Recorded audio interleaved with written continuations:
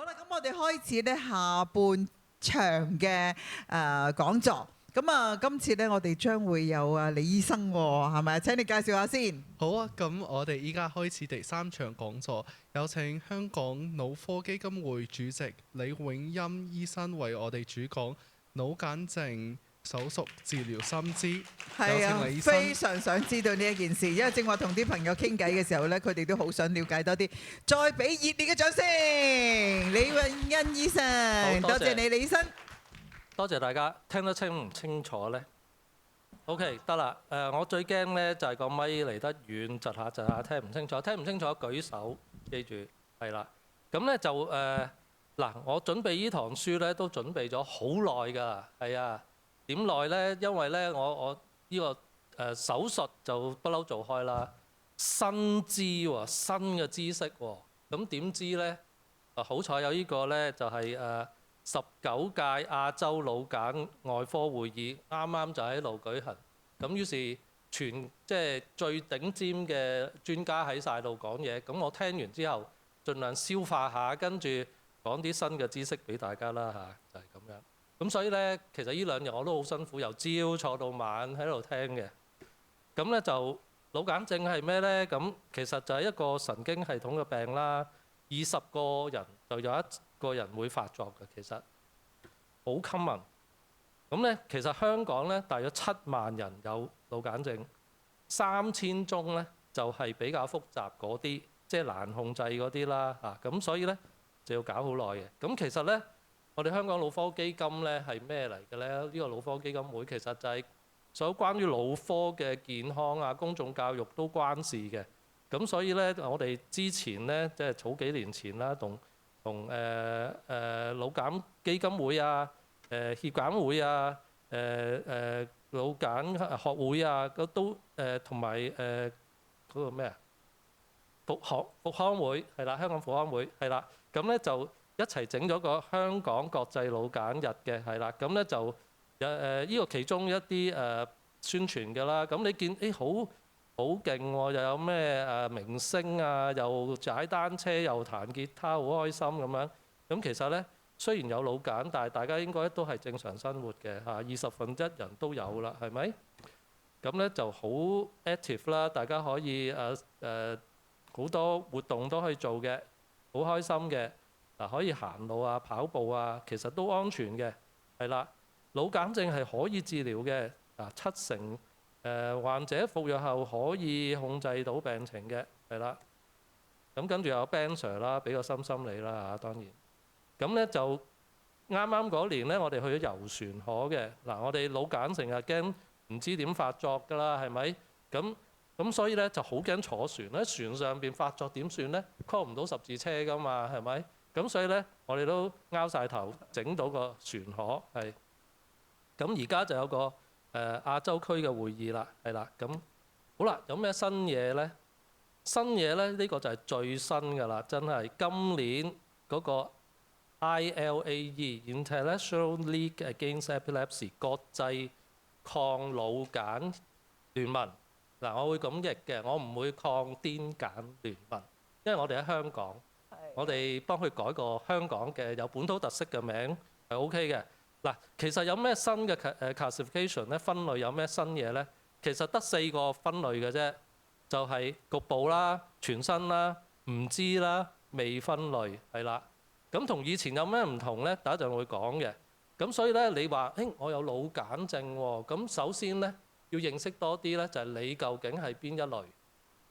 你係局部嗰隻啊，係全身嗰隻啊，係唔知啊？定係未分類係啦，你可以問多啲醫生嘅。如果都唔知嘅係啦，咁其中有一個咧就需要諗咧，就係咪清醒？頭先我講咩小發作、大發作咁嘅，大發作就唔清醒啦，係咪？咁唔清醒得嚟咧，個清醒程度其實有2個需要留意嘅，就係咧你個心係咪醒啦啊，同埋你可唔可以人哋叫你做啲嘢應俾啲表示人哋啦，譬如人哋叫你喐下手啦，咁你喐到嘅，咁即係你 responsive 啦，叫做嚇。咁所以咧就清醒程度咧，你都要留意嘅自己。究竟係咪完全昏迷晒啊？定點樣？係啦。咁呢個都可以幫到醫生啦嚇。咁另外咧就係究竟發作嗰陣時係單邊啦，定係兩邊都有啊？兩邊左右都有啊？咁另外咧就呢個周東，我啱啱開會幫佢影嘅，係啦。咁佢係邊位咧？佢就係個抗腦癇大師，係啦，就係四川華西大學嘅 neurologist， 即係腦科醫生嚟嘅。咁咧就派咗佢做抗腦癇大師。咁咧就佢就話咁樣分嘅，係啦。紅色咧就係4大分類，係啦。跟住仲有啲藍綠色嗰個咧就有啲描述嘅，係啦。咁我哋平時講咧就呢個複雜啲嘅。總之可以好複雜嘅腦癇，其實啲細節你唔使理㗎啦，我哋醫生搞得㗎啦。好啦，有6項主要變更嘅，係啦，就係我哋唔用 onset 啦，唔用發病，因為其實咧腦癇係個好複雜嘅病啦。你睇完醫生有陣時都分唔到個 onset，即係喺邊個腦癇係個唔正常嘅電子信號喺個腦嗰度遊走啊嘛。究竟個源頭喺邊咧？就係個 onset 喺邊啦。咁其實咧好多時都唔知嘅。咁如果要貼地啲嘅 classification， 貼地啲嘅，大家都想可以有個即係 common language， 可以大家傾到偈嘅，分到類嘅。咁其實頭先就係好貼地㗎啦，究竟係局部定全身性係啦。咁跟住咧就呢啲都講咗啦，係啦。究竟 consciousness 即係有意識係咩意思咧？係啦。咁另外咧舊嗰個 classification， 舊嗰個分類咧就有分係運動性定非運動性嘅。咁其實咧好多運動性你都係睇到佢抽搐啊，睇到佢硬咁嘅，所以係其實係你睇到嘅啫。有陣時咧佢冇抽搐，其實都係抽緊筋嘅。咁所以咧嗰啲就當睇唔到嗰啲咯，即係唔係 observable 係啦。咁咧就另外咧就係嗰個時序亦都重要嘅。嗰啲症狀首先發現乜嘢唔妥，譬如先揈右手，跟住先揈左手咁樣，咁已經係幫到成件事㗎啦，可能。咁尤其而家有啲電話啊、影 video 啊咁樣，如果真係發作，你影低佢都幫到醫生嘅，係啦。咁其實咧，我哋有好多種發作出嚟嘅，咁我唔詳細講啦。大家最緊要知道咧，就係有四種咯，就係局部、全身、未知同埋未分類，係啦。咁多個名㗎咯，你哋腦癇之後局部嘅腦癇啦，係啦。咁跟住咧，呢度想講咩？又係好複雜嘅。咁咧，主要咧就係你局部嗰隻咧，如果照到有嘢 structural epilepsy， 即係咧照嗰啲影像有唔妥咧，就應該考慮手術啦，係啦。咁咧其實就好複雜啦呢度。咁總之就喺呢個 pathway 呢個路徑咧，就需要考慮啦。咁係咪全部都要咧？咁樣咁其實咧。食緊藥多數都控制到，但係有1/3人咧真係比較難治啊，叫藥物難治嘅，係啦。咁又多個名啦。究竟你個腦癇係局部藥物難治啊，定係乜嘢咧？係咪越嚟越清楚啦？你個病好啦，呢個即係話1/3人都有，所以唔使擔心嘅。就算係藥物難治，都唔代表咩嘅，都有方法醫。咁呢個國際抗腦癇聯盟係啦。個定義係咩咧？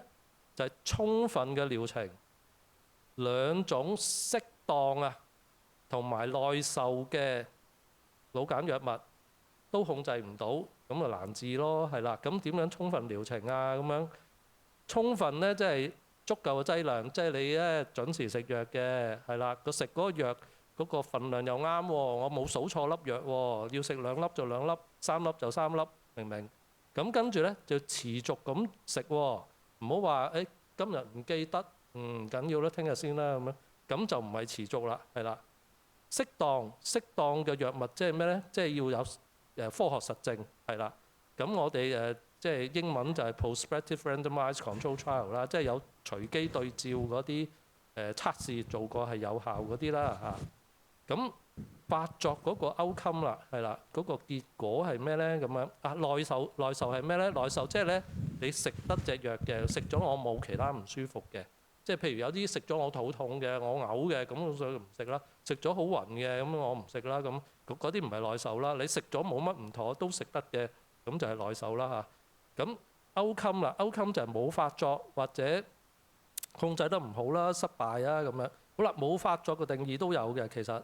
就係咧，起碼要超過1年，或者你間隔嘅3倍，即係譬如如果我半年先發作一次嘅，咁我即係要等1.5年都冇發作先至叫做冇發作，係啦。咁所以咧，你可能咧，你個描述咧就係、我係冇發作嘅，我食緊藥控制得好好嘅局部腦癇嚟嘅，係啦，明唔明？或者係我係控制得唔好嘅藥物耐受嘅，即係藥物抗藥物難治嘅局部腦癇，即係多幾個描述啦，可以。好啦，咁知道有咩好嘅？知道其實就滿足咗 I-gap 啊 ，I-gap 90% 要知道自己嘅病究竟係乜嘢嘅 diagnosis， 即係我哋叫自己個病叫咩名咧？就係90%係啦。咁希望聽完呢堂書，大家多幾個描述啦。好啦，咁我基本上我講做手術嘅啫，呢啲開場白。咁做手術係邊類咧？就係藥物難治嗰啲先做手術嘅，藥物治到嘅我唔做手術嘅，係啦。難治嗰啲會點算咧？就係有啲成日啲話抽筋會唔會蠢啊？絕對會，抽得耐一定蠢，有證據㗎啦，同埋死快啲，係啦。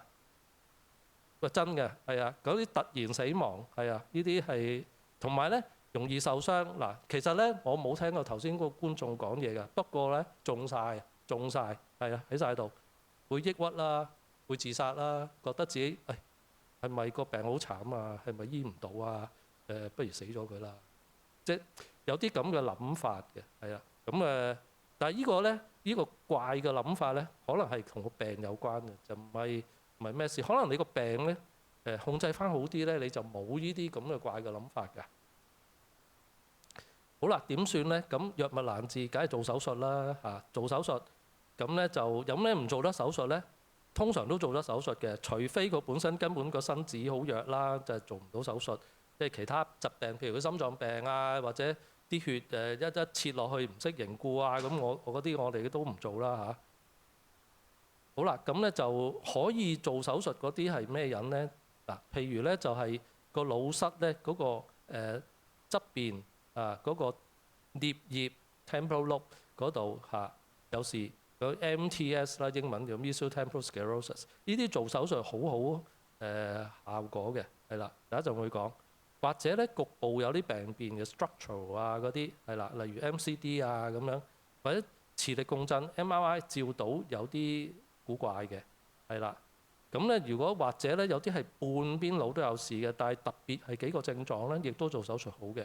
或者有啲係腦炎係啦，都可能好嘅。或者有啲叫笑腦癇啦，即係下丘腦有啲唔正常嘅瘤，跟住整出嚟咧個人會笑嘅嗰啲，就係抽緊筋嘅其實係。咁呢啲咧都可以做手術醫到嘅，唔做得手術比較少嘅，唔好講啦，係啦。咁咧就術前評估係啦。首先咧，我哋要知道邊度抽筋先，邊度係個源頭。頭先講要揾源頭係好複雜嘅事，唔係一朝一夕搞到嘅嚇。又要照影像啊，又要做其他嘢 cut 嘢，等一陣會講。咁仲要衰在咧，有陣時個影像同其他啲測試有。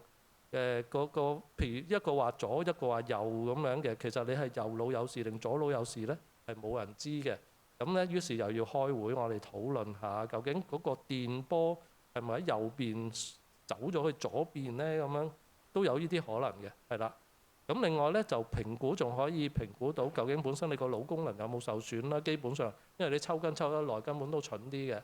咁做完手術可能更蠢都唔頂嘅。如果即係嗰個位係同你記憶啊或者認知功能有關係嘅，咁我哋未必可以切除，咁我哋要用其他嘅手術，唔係冇手術做，有其他手術。好啦，有咩術前評估咧？就係問詳細嘅病史，係啦。咁頭先我講咗，點樣分類？如果你已經分咗類，話俾醫生聽，咁已經快好多啦。呢度跟住檢查啦，有啲影像嘅檢查，有啲係腦電圖嘅檢查，係啦，有啲神經心理學嘅檢查。係啦，咁問病史得啦，唔講啦。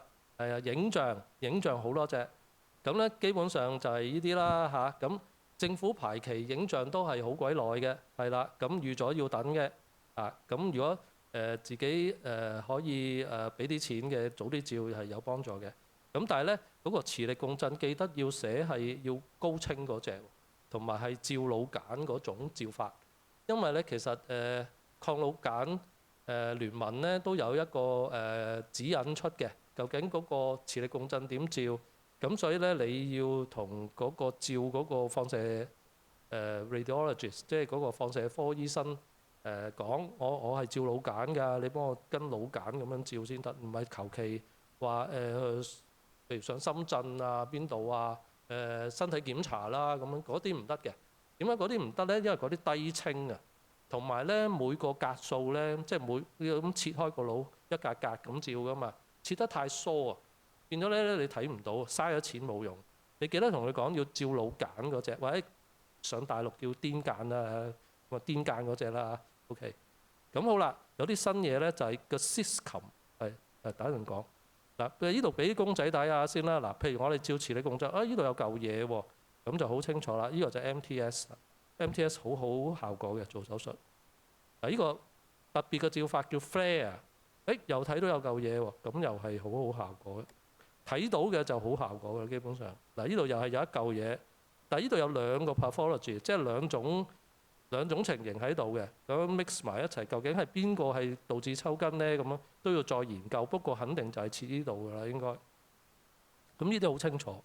好啦，有啲咧就係頭先照唔到嘅，冇嘢嘅，咁於是要照咩咧？就要照 PET 啦，正電子掃描。正電子掃描人哋話：喂，我又唔係生 cancer， 做咩正電子掃描？可能生 cancer 先照㗎嘛。我哋呢隻咧就係腦癇咁照嘅，你記得同佢講又係照腦癇嗰隻嘅，係啦。咁咧佢呢個咧就喺發作同腦癇發作之間嗰陣時照嘅，係啦。咁要求比較低嘅，因為通常你係冇發作行得走得，咁啊去佢個診所度照咯，可以。咁所以呢個咧基本上就好容易照到嘅，係啦。咁如果真係照到有嘅，亦都好清楚嘅。咁咧譬如呢度啦，呢度突然暗咗嘅，比對翻第二邊，呢度暗咗喎，咁即係呢度有事啦。好啦。SPECT 係咩咧？就係第二種照法。第二種照法就係打啲嗰啲 radioactive isotope 啊，嗰啲輻射有啲少少輻放射嘅物質啦嚇。咁啊好微嘅輻射嚟嘅啫，唔使擔心。係啦，咁咧就佢衰在咧就係要你抽筋發作嗰陣時照。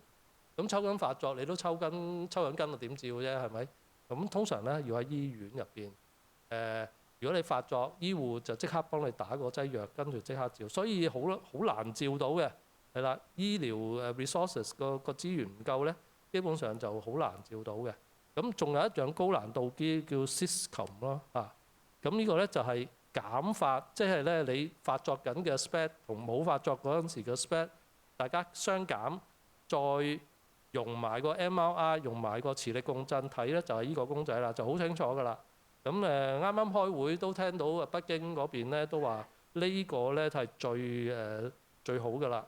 咁多隻頭先好多隻㗎嘛，因為呢個咧融合晒所有嘢，又有高解像，又有真係抽筋發作嗰個地方係啦。咁但係咧香港就都幾難，係我哋希望嚟緊將會爭取到 Syscom 係。好啦，另外咧就要知道功能定位啦。頭先咪話喂。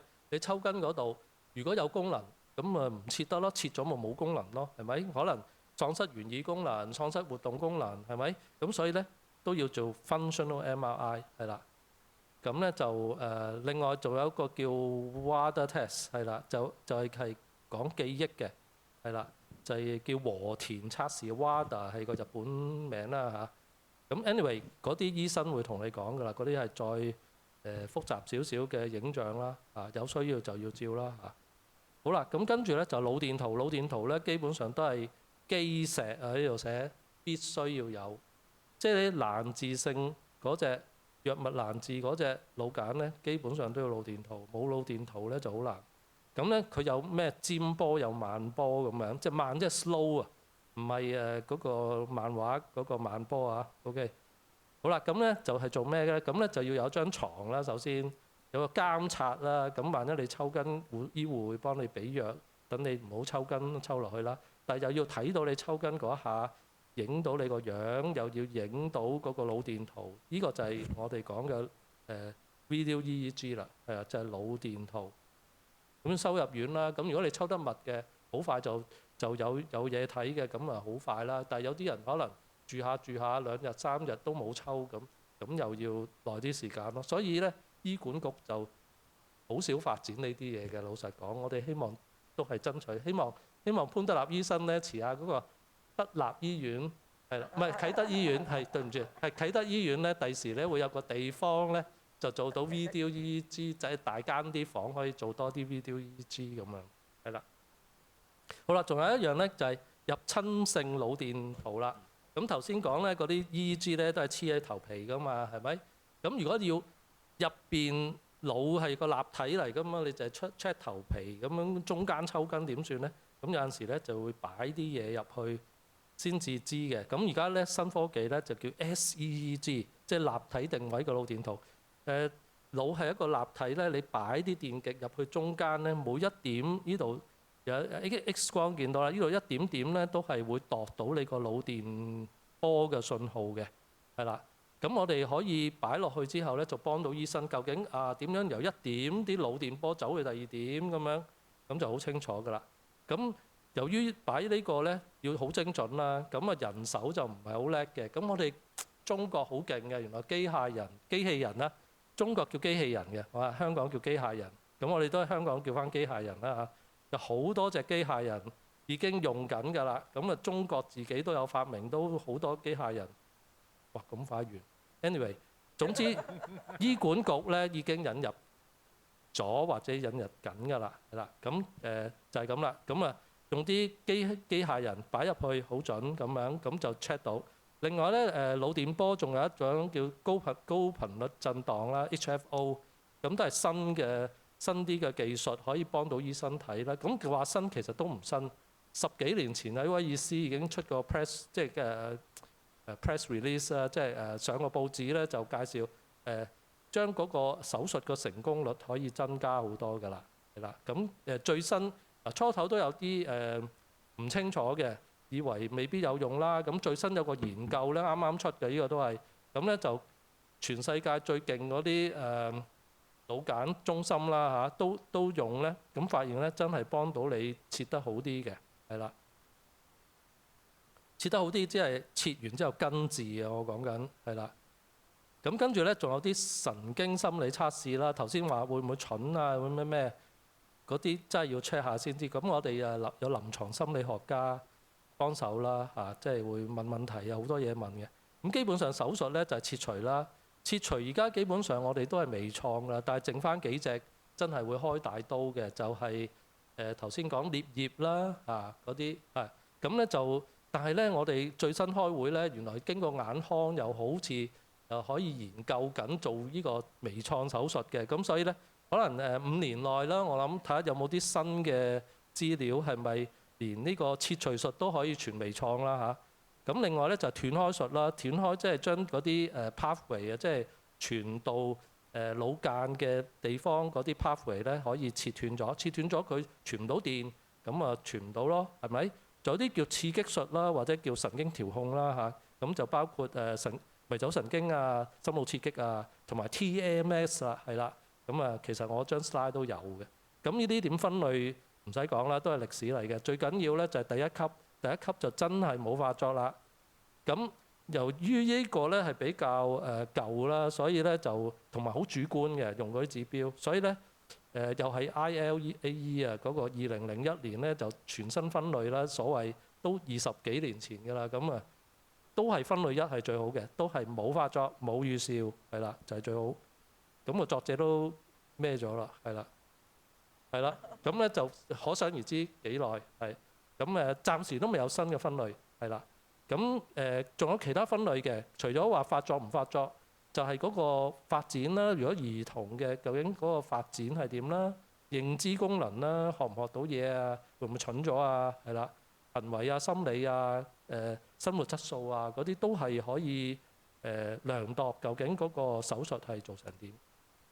咁 anyway 呢個就係頭先講顳葉個手術啦，好好啦嚇，咁樣80%都切除就根治㗎啦，基本上冇發作㗎啦。呢度。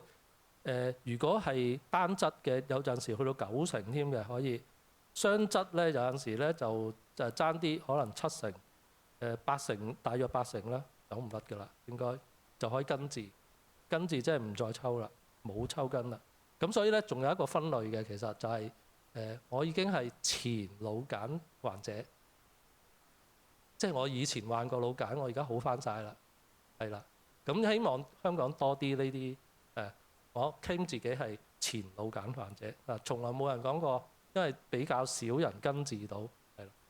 好啦，咁跟住咧就呢啲唔講啦，冇時間啦。切除術嗱，切除術呢啲係舊式做法啦，而家新嘅咧有啲微創咧就係可以去咗邊啊？飛得太快，係啦，就可以用內窺鏡。內窺鏡係咩咧？即係咧嗱，我哋用電腦計咗一個點咧，基本上開個窿，開個咁大個窿，跟住咧就可以前前後後，跟住就做晒我哋需要做嘅手術，咁啊叫微創。咁呢啲都可以逐漸希望做多啲微創噶啦。咁另外一個咧就係頭先講立體腦電圖啦。立體腦電圖仲有一個絕招咧，就係發現嗰度抽筋咧，你就可以揾啲射頻咧去辣咗嗰個消融嗰個位置，於是咧就唔抽筋啦。大約60%啦，呢個成功率就係冇發作嘅機率就係60%，但係咧暫時都係一啲初步啲嘅比較小規模啲嘅案例係啦，未係好一個randomized control trial 啦，暫時未有呢啲係啦。咁另外一個新嘅咧就係 LITT 啦，即係咧磁力共振引導之下咧，用激光去消融嗰個地方。咁如果你要真係揾到邊度抽筋嘅，咁用呢個做咧就係好好效果嘅。咁而家國內都有做嘅，我知道係啦。咁香港都就快會做㗎啦，應該。咁呢啲唔講啦，係啦。迷走神經大家都聽過啦，全球有13萬人用緊㗎啦，其實。咁佢唔係根治嘅，佢只係縮短抽筋發作嘅啫。最新係呢隻你話咦仲新啲喎？咁樣有2個 channel 嘅2個位置嘅，就係咧俾你如果舊嗰啲電線咧都可以插入呢部新機，享受到佢嗰個新嘅功能。佢個新功能咧就係有知道心臟心跳同個抽筋發作有關係啦，另外可以programming 啦，即係咧set 唔同時段就做唔同嘅嘢咁樣係啦。另外可以 remote 即係遙控咁樣去幫你轉啲 setting 嘅，可以係啦。咁咧就佢有個好處咧就係、譬如你仲本身個抽筋病仲有抽筋有抑鬱嘅，佢都可以醫埋嘅。其實呢個迷走神經醫都係可以醫抑鬱嘅，係啦。咁心腦刺激啦，咁都大家都聽過啦。迷走神經係兒童都得嘅，4歲以上。心腦刺激咧係成人先可以18歲以上，係啦。咁咧就都可以越用就越減低你嘅抽筋發作嘅，係啦。咁就仲有就係呢個 TMS 啦，係啦，經腦刺激係啦。暫時咧呢個唔係好廣泛應用嘅，喺香港啊、台灣啊、外國都係做緊啲研究嘅啫。咁暫時初步見到咧就係佢低頻，佢有分低頻高頻。低頻咧就可以好啲，係啦。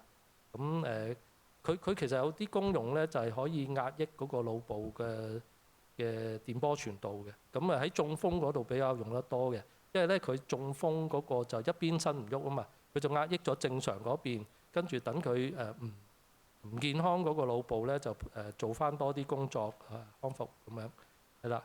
咁總結係啦，總結咧就係藥物難治嘅腦癇患者咧，應該咧就去評估可以嘅治療方案。所有藥物難治局部發作嘅咧，都應該手術評估。唔係我作㗎，係嗰個 ILAE 個指引入邊有嘅，我都係抄嘅啫。不過香港希望循住呢個目標去做啦嚇。咁咧好啦，評估做咩咧？就係揾下邊度抽筋啦。同埋真係做手術，避免有功能嘅地方唔好有併發症啦嚇。咁有啲係做得比較好嘅嗰啲效果就係 MTS 啦，頭先講，或者你有個腫瘤會抽筋嘅，切咗腫瘤係好好效果嘅，超過90%幾接近100%可以醫治。血管畸形啦都係嘅，係啦。咁新嘅微創就係內窺鏡啦，頭先講消融術啦、神經調控啦、激光啦咁樣係啦。咁咧其實做手術都係好安全嘅，係啦，就係咁。咁所以咧就及早治療早日康復。多謝大家。好嘢，好嘢，李醫生，好 OK，請你繼續留喺個台上邊。你嚟主持啦，今次。好啊，好啊，多謝。首先多謝李醫生嘅演講啦。大家有冇問題啊？有冇問題想問？係上邊呢位。哦，好，藥物難治，我再嚟過，係或者飛得太快，我哋再睇睇。嗯。可以問第二個問題先。係有冇第二位朋友？你呢位患間嘅？其實我就係想問一問咧，做完手術之後，佢有冇個風險嘅先？做手術啊，有冇風險？嗱，首先咧要知道你係邊種腦癇啦，頭先講咗，跟住咧就係你諗住做邊種手術啦。做咗㗎啦。做咗乜嘢手術啊？迷走神經。係迷走神經唔可以根治㗎嘛，迷走神經係控制嘅啫嘛。咁係咪少咗抽筋？冇。咁如果冇少咗抽筋，就要翻去揾醫生睇下，仲有冇其他絕招可以出咯，或者教下架機咯。因為迷走神經仲可以教㗎嘛。係同之前一樣啊？定係有冇差到啊？會唔會仲差啲啊？你有冇做腦癇日記㗎？究竟一個月抽幾多次呢？同埋每次抽幾多分鐘啊？幾時恢復翻意識啊？或者好翻呢？覺得嗱，如果冇呢，我建議你做個腦癇日記先，跟住下一次睇醫生，俾醫生睇係。會唔會做咗之後仲差啲㗎？係你做咗啦嘛，已經。係啊，會唔會啊？文獻上都有人差嘅，係啦，但係好似1%、2%咁上下，所有手術都有人做完會差啲嘅。即係有可能。有可能，但係通常90幾% 都會好啲㗎嘛。頭先諗係咪？爭在你個控制咯，係咪叫好好控制？喺迷走神經個定義入邊咧，就抽筋嗰個次數少過一半，即係咧你比起手術前，你而家抽少過一半啦，咁就叫好效果㗎啦，已經。咁所以你真係要數自己抽幾多次咯，係啦。咁同埋咧喺一日之中咧，譬如一日之中有啲 tips 俾你嘅。一日之中你究竟早上抽多啲定瞓覺嗰陣時抽多啲？因為架機咧可以校唔同嘅 setting 嘅。另外咧就係如果你發作前有預兆咧，你可以用磁石咧掃一掃之後咧就可以唔再抽出嚟咯，即係阻止到抽筋咯。你有預兆嗰陣時，我冇預兆㗎，我點知自己幾時抽啊？係啊，就係唔知啊，咁係唔好彩啦。有啲人有預兆嘅就可以做呢樣嘢。OK， 好啊。如果你仲未有即係仲有啲問題想問嘅話咧，你呢個 WhatsApp 可以記住啦，93482206。係。我想講翻呢個藥物難治定義啊，係啊。嗱，頭先講咗啦，充分嘅療程，2種適當耐受嘅抗腦癇藥物，係啦。影咗未啊？係啊，不如你影低佢，慢慢睇。好。影低咗未？係啦，大家都可以嚇影低佢。請你講。我說普通話可以嗎？可以啊。我想請問剛剛說的那個記憶，我吃這個藥以後，那個發作率是少了，但是記憶就是越來越差。我就好像剛剛去洗手間出來，我就不知道怎麼出來。這記憶是怎麼恢復？請問。謝謝。係。